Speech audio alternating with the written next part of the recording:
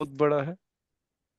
तो अभी आपको हम ट्रांजैक्शन अनडू फाइल के बारे में बात कर रहे हैं। तो ट्रांजैक्शन अनडू फाइल पहले माइंड में रखिएगा कि जब भी लॉग शिपिंग आप सेटअप करते हैं तो लॉग शिपिंग स्टैंड बाई में सेटअप होगा, तभी आपकी ट्रांजैक्शन अनडू फाइल बनती है। तो इस पे क्लिक करके आप देख सकते हैं कौन सी सेटअप हुआ है।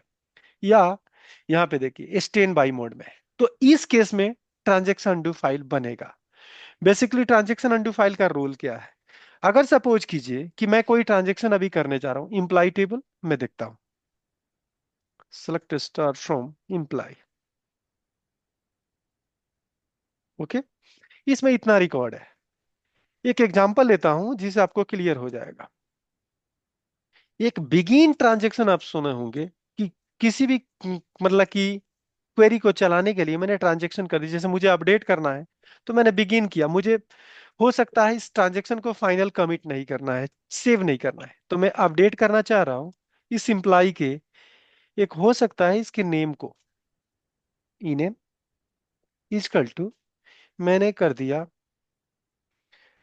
आंसू, where employee number equal to 11। ये देख रहे हैं?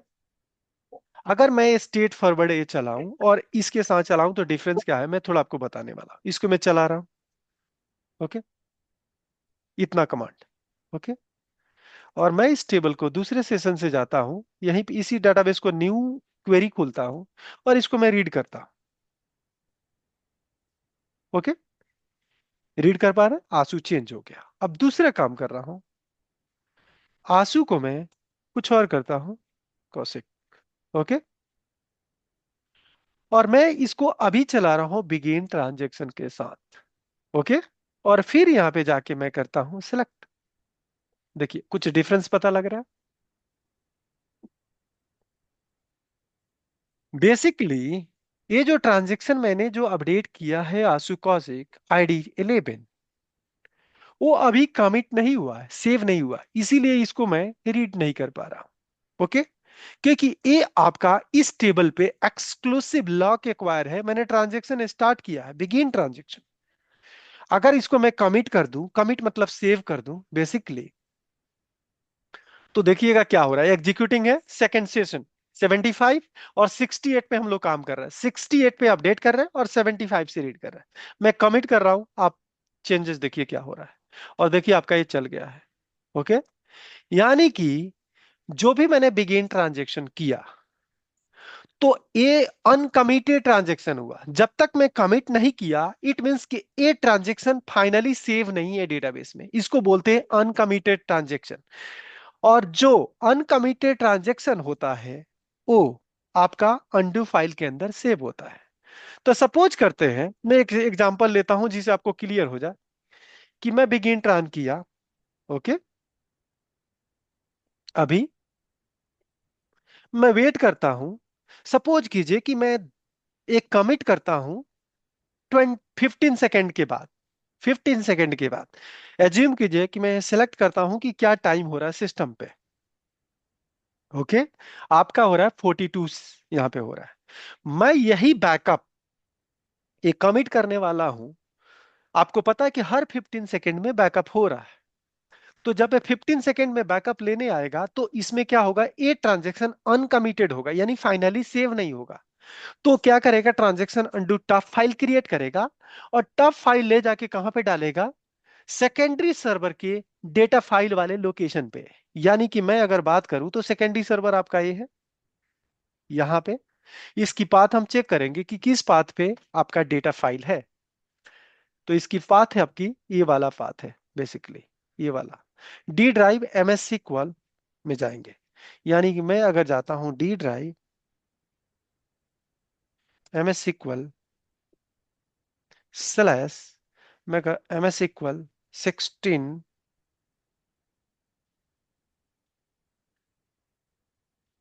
ओके, सर्वर वन के अंदर ही उन्हें सेम पाथ को यूज किया है, सर्वर टू का भी। तो इस पे जाता हूं, इसको ओपन करता हूं। यहाँ पे सिक्वल है और यहाँ पे डेटा के अंदर आपकी फाइल होगी। और यहाँ पे आप देखेंगे आपका यहाँ पे पेरोल, पेरोल फाइल है। और यहीं पे आपका ये टफ फाइल बना हुआ है। क्लियर? तो टफ फाइल इसलिए बना है, और जब भी आप इसको कमिट कर देंगे, जैसे मान लीजिए 1 सेकेंड में मैंने स्टार्ट किया और 1 सेकेंड में कमिट कर दिया। क्लियर? इसको मैंने बिगिन ट्रांजैक्शन किया और 1 सेकेंड में कमिट किया, तो जब भी वो बैकअप लेगा तो कोई अनकमिटेड ट्रांजैक्शन होगा तभी उसको टफ फाइल में लेके जाएगा। Sorry.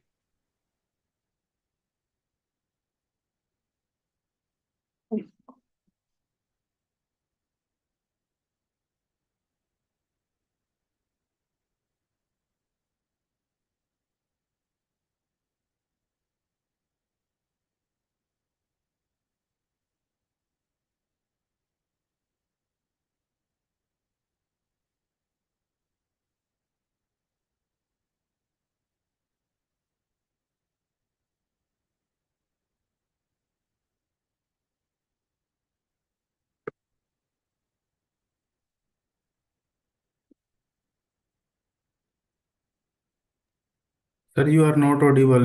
You are on mute. Sorry. तो आंसू, आपको अंकित क्लियर है? रवि क्लियर है कि जो भी Yes, आपकी sir. अनकमिटेड ट्रांजैक्शन होगी, वो अनकमिटेड ट्रांजैक्शन आपके टफ फाइल के अंदर स्टोर हो जाएगी। अगर सपोज कीजिए कि हम कहते हैं स्टार्ट किया, एक ट्रांजैक्शन की एग्जांपल ले लेते हैं। सपोज कीजिए कि ये 10 बज के, अभी आपका कितना टाइम हो रहा है, मैं इसको देख लेता हूँ, 10:22। ओके, एग्जांपल लेते हैं 10:20, और 1 सेकेंड ले लेता हूं आपका 10:15 ले लेता हूं। ओके, पहला बैकअप हुआ आपका यहाँ पे, फर्स्ट बैकअप। ओके, कोई बंदा आया, ये वाला ट्रांजेक्शन आ गया, इस बैकअप के जस्ट बाद आया, बैकअप के जस्ट बाद आया, यानी कि ये आया, यही सेम कॉपी किया, और यहाँ पे थोड़ा चेंज कर देता हूँ, 16 सेकेंड कर देता हूं। सेकेंड उसके बाद बंदा ने ये ट्रांजेक्शन चलाया। ये ट्रांजेक्शन जब फिनिश हुआ, और फिनिश की टाइमिंग यहां पे हुआ 36।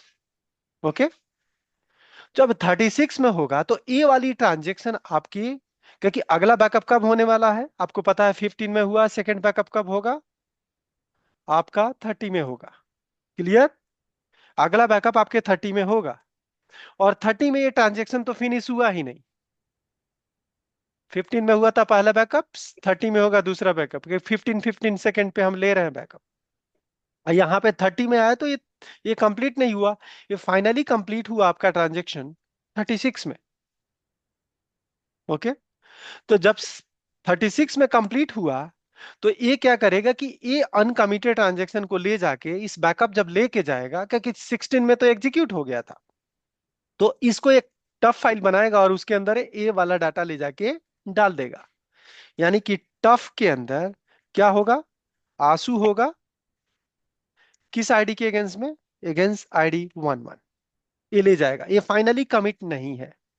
अब अगली बार 36 में जब बैकअप ये लेने आएगा, अगली कब लेगा, 45 में, 45 सेकेंड में बैकअप होगा, थर्ड बैकअप बेसिकली, और उसमें ये पता लगेगा कि आपका जो थर्ड बैकअप होने वाला है उसमें ये बैकअप कमिट हो गया है। तो अब इसको ले जाके ये अनकमिटेड ट्रांजेक्शन, उसको पता लग गया ये कमिट हो गया, तो इस ट्रांजेक्शन को सेकेंडरी डेटाबेस पे, सेकेंडरी डेटाबेस के डाटा फाइल में वो राइट करेगा बेसिकली, और ए टफ फाइल को रिमूव कर देगा। टफ आपका क्या होगा, रिमूव हो जाएगा। क्लियर? तो बेसिकली टफ में कौन सा ट्रांजेक्शन रहा, ए वाला ट्रांजेक्शन, जब तक वो कमिट नेक्स्ट बैकअप में वो कमिट नहीं था तब तक। अगर मैं ये कहा था 16 में स्टार्ट हुआ और 30 के पहले मैं बैकअप ए कमिट कर देता, यानी कि नियर अबाउट में कर रहा हूं 25 में कमिट कर देता, तो ये टफ फाइल बनता ही नहीं। Okay, clear? और सर मतलब नेक्स्ट बैकअप में वो कमिट करके हमारी जो फाइल है TOF फाइल वो रिमूव हो जाएगी, राइट? यस, जो राइट, या अनकमिटेड ट्रांजेक्शन जहाँ पे स्टोर होती यानी जो भी आपकी है, अनकमिटेड मतलब वो। ट्रांजेक्शन खत्म हो जाएगी और रिमूव हो जाएगी फाइल। क्योंकि उसको डिस्क में ले जाके राइट कर देगा बेसिकली। ये क्या होगा, सेकेंडरी डेटा फाइल में राइट हो जाएगा, और टफ फाइल क्या हो जाएगा, टफ रिमूव हो जाएगा। क्लियर? सर जैसे सपोज करो एक ट्रांजेक्शन चल रही है, ठीक है, हमने अपडेट कमांड चलाई एंड उसमें दो तीन लोग आके अपडेट कमांड चला देते हैं, तो वो जितनी पैरेलली दो तीन लोगों ने चलाई है वो उसी इंस्टेंस पे टीयूएफ फाइल में राइट कर देगा जाके, मतलब टीयूएफ फाइल हाँ क्रिएट हो हाँ हाँ, जाएगी। अगर सपोज उसमें मेरा सेशन जितने तीन 68 है, लोग हैं वो चलेंगे। अगर मेरा हम्म। सेशन 68 है और आपका सेशन मान लीजिए 75 है, 76 है, तो आपने भी आया हम्म। और उसी टेबल में कुछ और अपडेट कर दिया, हो सकता है उसी आईडी के अगेंस्ट में कुछ अपडेट कर दिया, और थर्ड पर्सन 80 सेशन आया उसको भी अपडेट कर दिया। तो अगर वो जब बैकअप लेने आएगा और बैकअप लेते समय हम्म। पता लगे कुछ हमें अनकमिटेड है, तो टफ फाइल बनाएगा, अनकमिटेड नहीं है तो टफ फाइल नहीं बनाएगा। ओके? ओके सर, समझ गई।